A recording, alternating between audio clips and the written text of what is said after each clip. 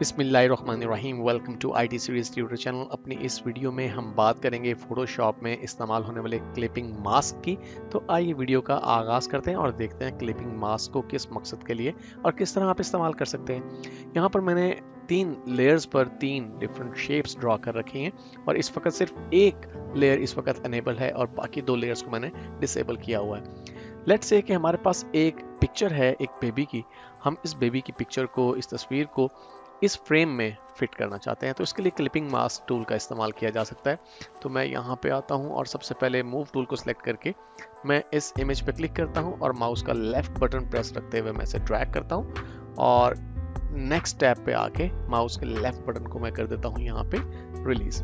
Okay, अब हमें इस इमेज के साइज को पहले तो बड़ा करना है, तो मैं कंट्रोल टी की मदद से ट्रांसफॉर्मेशन के ऑप्शन को एक्सेस करता हूँ और मैं इसे रीसाइज कर देता हूँ। ये लीजिए। अब देखिए तरतीब ये है कि ये लेयर 5 है जिस पे ये इमेज मौजूद है। मैं इसे एक्सेप्ट कर लेता हूँ इस चेंज ऑफ साइज को। और ये लेयर 2 है जिस पे हमारी ये शेप मौजूद है जिसमें हम इस इमेज को लेके आना चाहते हैं। तो हमें क्या करना होगा, लेयर 5 को हमें ऊपर रखना होगा और जो लेयर 2 है वो उसके बिल्कुल नीचे होनी चाहिए। तो मैं लेयर 2 को ड्रैग करके लेयर 5 के नीचे ले आता हूँ। ओके, अब आपने करना यह है कि माउस का लेफ्ट बटन प्रेस करना है उस वक्त जब आप ऑल्ट की प्रेस करें, लेकिन आपने ऐसा तब करना है जब आपका कर्सर इन दोनों लेयर्स के बिल्कुल दरमियान में होगा। ऐसा करने पर जब आप ऑल्ट की प्रेस करेंगे तो कुछ इस तरह का आइकन अपीयर होगा आपके कर्सर के साथ। आप अगर उस वक्त माउस का लेफ्ट बटन प्रेस करेंगे तो आपकी जो पिक्चर है वो उस शेप में या फ्रेम में एग्जैक्टली फिट हो जाएगी। आप इसे डेफिनेटली मूव कर सकते हैं क्योंकि इस वक्त आप अगर मूव टूल का इस्तेमाल कर रहे हैं तो आप एक्चुअली जो इमेज है उसे मूव कर रहे हैं, ना कि उस फ्रेम को। अगर आप इस क्लिपिंग को ख़त्म करना चाहते हैं तो ऑल्ट का बटन प्रेस करते हुए आप दोबारा से अगर इन दोनों लेयर्स के दरमियान ला के कर्सर को आप माउस का लेफ्ट बटन प्रेस करेंगे तो ये क्लिपिंग ख़त्म हो जाएगी। इसी तरह से आप किसी भी शेप के साथ एक्चुअली जो है ये काम कर सकते हैं। लेट्स से कि मैं इस हार्ट शेप को ले आता हूँ इस तस्वीर के नीचे और फिर हम इसी तरह से इस पिक्चर को इस हार्ट शेप में फिक्स कर सकते हैं। आइए अब देखते हैं कि इसे एक और तरह से आप किस तरह से इस्तेमाल कर सकते हैं। मेरे पास यहाँ पर एक लेयर पर एक टेक्स्ट है एनिमल का और मैं हर एक कैरेक्टर के अंदर डिफरेंट एनिमल्स के पिक्चर्स को क्लिपिंग के तौर पे इस्तेमाल करना चाहता हूँ। ऐसा हम कैसे कर सकते हैं, आइए देखते हैं। यहाँ पर मैंने मल्टीपल इमेजेस ओपन कर रखे हैं। लेट्स से कि मैं इस फ्रॉग को ए में फिट करना चाहता हूँ। तो सबसे पहले तो मैं यहाँ से सिलेक्शन टूल का इंतखाब करता हूँ और रेक्टेंगुलर मर्क्वी टूल को सिलेक्ट करके मैं इस इमेज में से कुछ हिस्सा यहाँ पे सिलेक्ट करता हूँ और सिलेक्ट करके कंट्रोल सी की मदद से मैं कॉपी करता हूँ। अब हम जाते हैं दोबारा उसी डॉक्यूमेंट पे और देखिए कि हमारी जो एनिमल की लेयर है जो कि एक्चुअली टेक्स्ट के ऊपर मुश्तमिल है, उस वक्त जब ये हमारी लेयर सिलेक्टेड है, अगर मैं कंट्रोल वी प्रेस करता हूँ तो देखिए ये इमेज जो है एग्जैक्टली हमारे इस लेयर के ऊपर अब मौजूद है।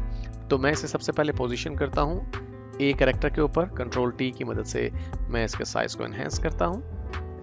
ये लीजिए, मैंने इसे थोड़ा सा बड़ा किया और अब मैं क्लिपिंग मास्क का इस्तेमाल करता हूँ। ऑल्ट की प्रेस करता हूँ मैं और माउस का लेफ्ट बटन प्रेस करता हूँ इन दोनों लेयर्स के दरमियान कर्सर लाकर। तो अब आप इस इमेज को अगर मूव करना चाहें तो आसानी से मूव कर सकते हैं। और अगर किसी पॉइंट पे आपको ऐसा लगे कि इमेज जो है वो दूसरे कैरेक्टर में आ रहा है तो आप बड़ी आसानी से उसे रिमूव कर सकते हैं, क्योंकि जब आप इस लेयर के ऊपर काम कर रहे होंगे तो दूसरी लेयर्स डिस्टर्ब नहीं होंगी। इससे क्या मुराद है, आइए देखते हैं। तो मैं इस लाइन इमेज को एज इट इज़ यहाँ से मैं पूरे इमेज को यहाँ से ट्रैक करता हूँ और मैं ले जाता हूँ इस अनटाइटल्ड 2 डॉक्यूमेंट पे और यहाँ लाके मैं इसे ड्रॉप करता हूँ। अब इस इमेज को भी मैं क्लिपिंग कर सकता हूँ।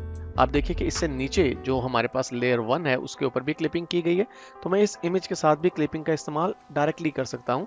अगर मैं ऑल्ट की प्रेस करूँ और देखें क्लिपिंग पे मैंने जो ही प्रेस किया तो आपका जो इमेज था वो अब हमारे पास मल्टीपल कैरेक्टर्स के अंदर जो है हमें नजर आ रहा है। तो मैं एन कैरेक्टर के अंदर इस लाइन को शो करना चाहता हूँ, तो बाकी कैरेक्टर्स में से इसे रिमूव करना चाहता हूँ तो सिंपली मैं इरेजर टूल को सिलेक्ट करता हूँ और मैं बड़ी आसानी से इरेज कर सकता हूँ इसे बाकी कैरेक्टर्स में से, क्योंकि इस वक्त मैं लेयर 2 के साथ काम कर रहा हूँ तो बाकी लेयर्स के ऊपर जो कंटेंट्स मौजूद हैं वो इफेक्ट नहीं हो रहे इस इरेजर टूल से। और इस तरह से हम इसे एक कैरेक्टर के अंदर फिक्स कर सकते हैं। अब इसी प्रोसेस को मैं रिपीट करता जाऊंगा लेकिन ज़रा फास्ट मोड के अंदर, ताकि हमारी वीडियो की लेंथ जो है वो बहुत ज़्यादा ना हो।